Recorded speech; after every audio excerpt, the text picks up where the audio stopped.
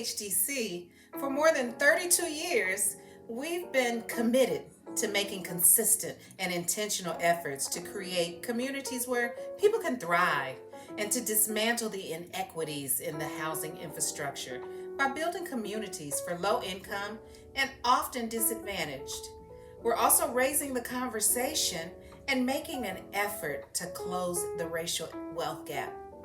For Black Americans to become economically healthy, first it's important to understand the systemic barriers that have put us at a disadvantage and how the efforts of Black families trying to build wealth have been blocked.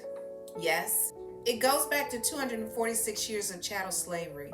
For centuries, Blacks were considered property and had no rights to build wealth.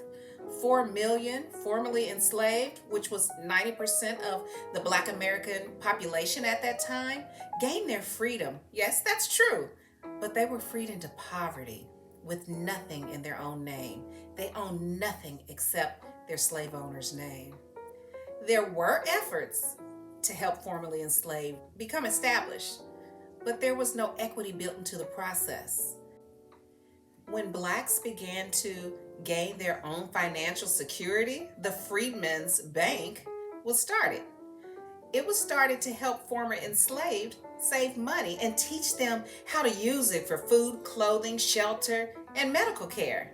But while other institutions were governed by oversight authorities and had insurance protections, the Freedmen's Bank members didn't have that safeguard.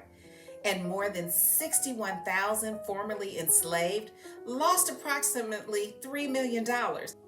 In Tulsa, Oklahoma's Greenwood district, which was known as the Black Wall Street, Blacks were thriving with businesses, schools, churches, and culture.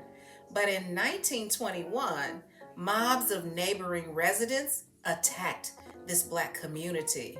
People were actually deputized and given weapons by city officials to destroy more than 35 blocks in this area, where they destroyed 190 businesses, they killed more than 300 people, and more than 700 were wounded.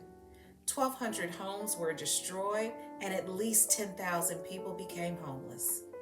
Property damage and real estate loss amounted to approximately $2.25 million, which estimates today to about $32.5 million.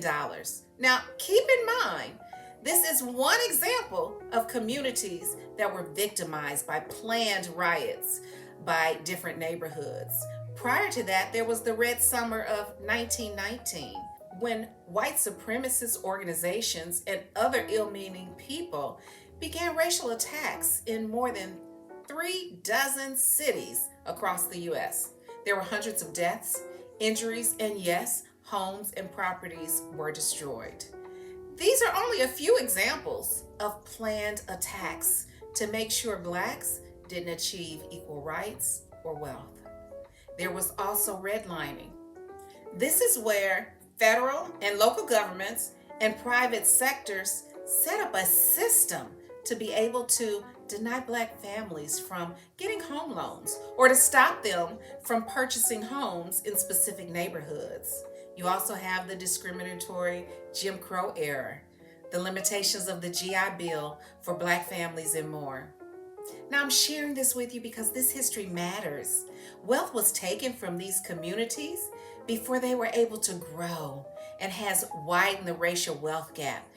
The impact is real, and the families we're helping, it's invaluable to watch the pride they experience and their gratitude when they finally get a home. But don't just listen to us. Let's hear from a family about their joy in finally finding a home. My family has had the goal of becoming homeowners, but living in the Bay Area, it just wasn't attainable. We've been saving, but it seems to always be outpaced by the rising cost of homes and the down payment money we needed, until now. Last year, we got a $10,000 down payment grant from Community Housing Development Corporation's Black Wealth Initiative, and now I'm a proud homeowner. I can't fully explain what it means to us. And when I saw the joy on my children's faces when I told them this was our permanent place to live, I got a little choked up. My daughter actually cried. She said, "This is for me?" And of course, I cried too because I realized that my children will see me providing in a way that my parents weren't able to. And I'm hoping this leaves them with a blueprint to do the same and pass the wealth of home ownership onto their children.